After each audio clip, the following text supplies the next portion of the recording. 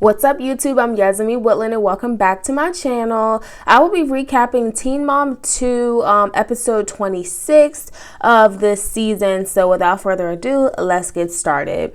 So it started off with Miss Kailyn, and she was just stating how Hawaii was tons of fun, but her fun was kind of blown when she had to deal with Joe, which is the baby father of Isaac, because she actually took Isaac to Hawaii when she was not supposed to because it was Joe's week. Now her next focus was Lux.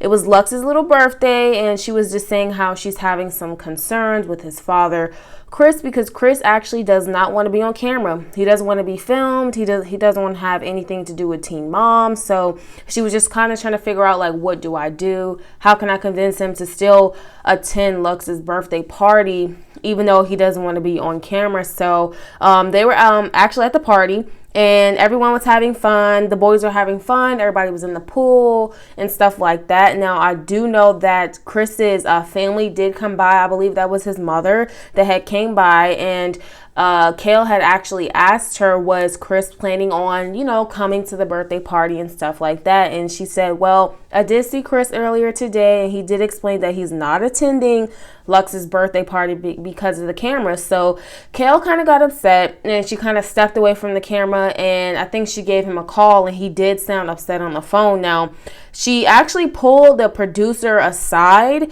and she was just saying, well, Chris has agreed to come, but don't put the cameras on him, because if you do, he will spit on you.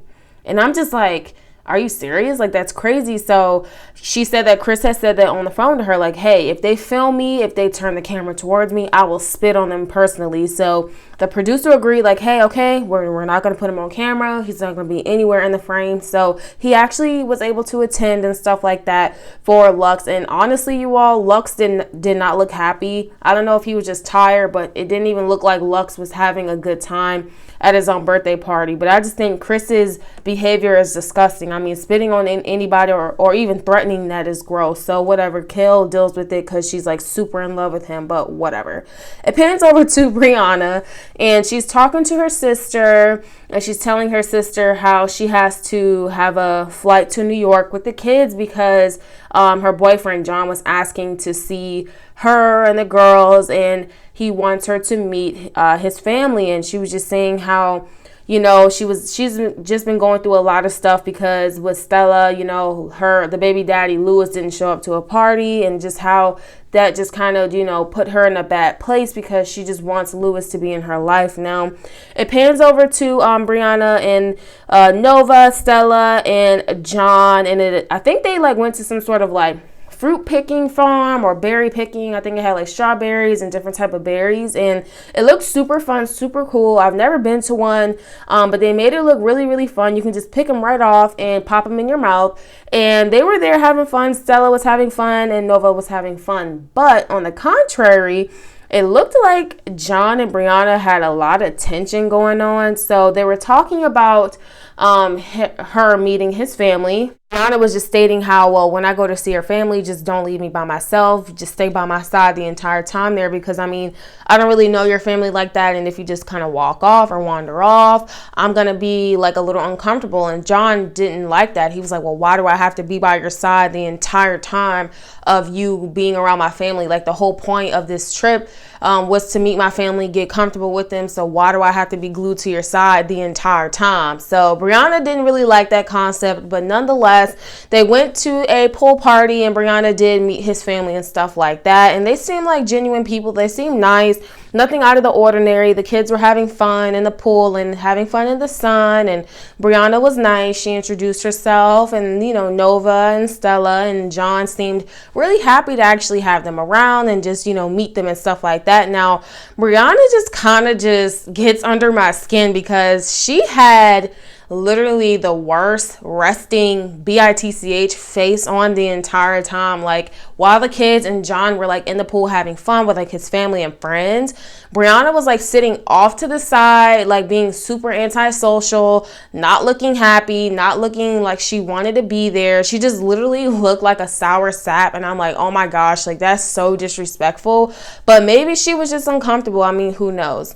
It panned over to Leah, and Leah was actually orchestrating a summer camp for Miss Allie. As we all know, she has her disability with muscular dystrophy, and she wanted her to go to this camp, you know, that specializes in kids who has like disabilities around that nature, just so she can have something fun to do in the summer, because as we all know, Leah actually cheers and stuff like that, and Allie is not able to do that with her condition. So I think it was really good on Leah's part to find an extracurricular activity for her to do that's kind of tailored around what she can do physically. I think that's great parenting, and I think that's something that is a positive thing in her life. So she was just saying how she was nervous because the camp was like a week long, and she had really truly never been away from her for that long, in such a long time. And she was just saying how it kind of breaks her heart at the fact that she just can't do normal things like a normal kid can, you know,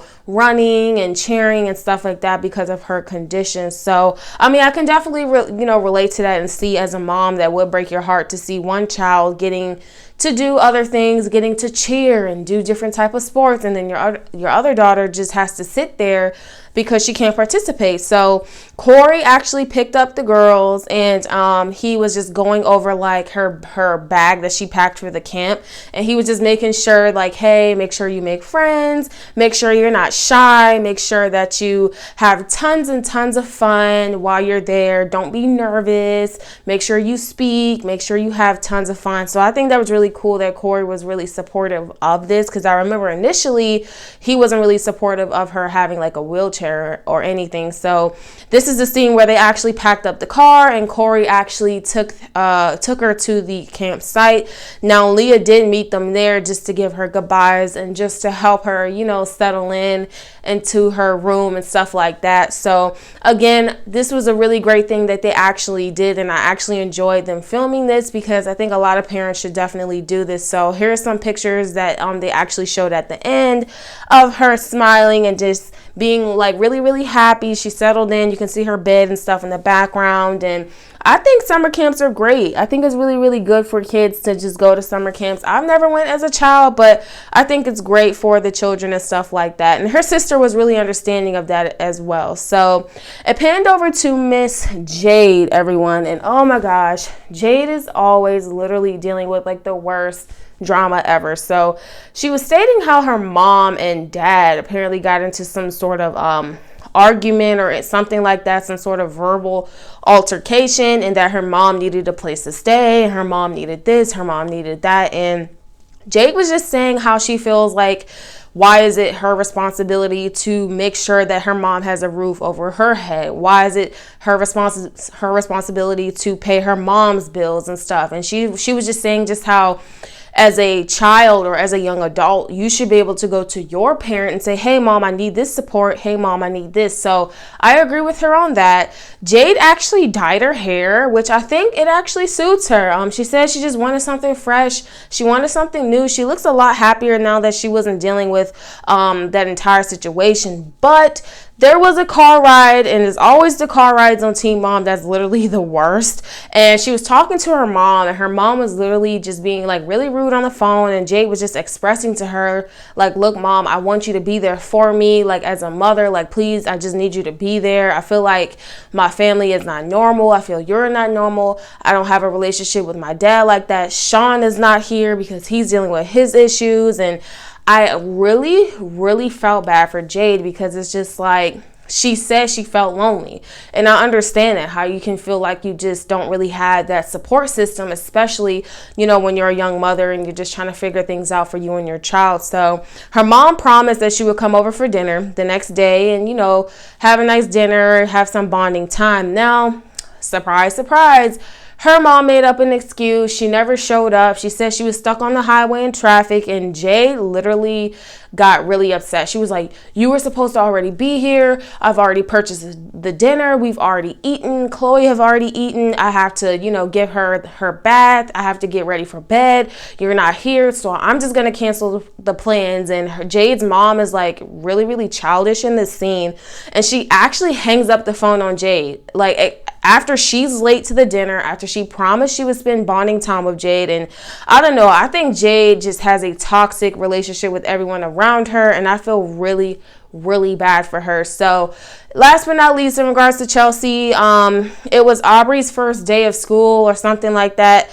Chelsea's storyline don't really interest me, but I cover it because you all like her. So here's one of the screen captures from her taking a picture. You can see her hair is all done. She's wearing a cute little plaid shirt. She said she had a great day, and she was just Chelsea was thanking Cole for actually taking her there and being a big help like he always is. And Chelsea met with one of the people on her team to help design like her merchandise and stuff like that. So that is the recap of episode 26, everyone. Sorry, I normally live stream Teen Mom on every Tuesdays at 8, but I had a lot going on earlier today. So thank you all so much for being so supportive of me. Hopefully you enjoyed this recap. I'm Yasmin Woodland. Make sure you subscribe if you aren't subscribed so you don't miss out on any tea or anything that I cover here on my channel. Thank you all so much, and until next time, see ya.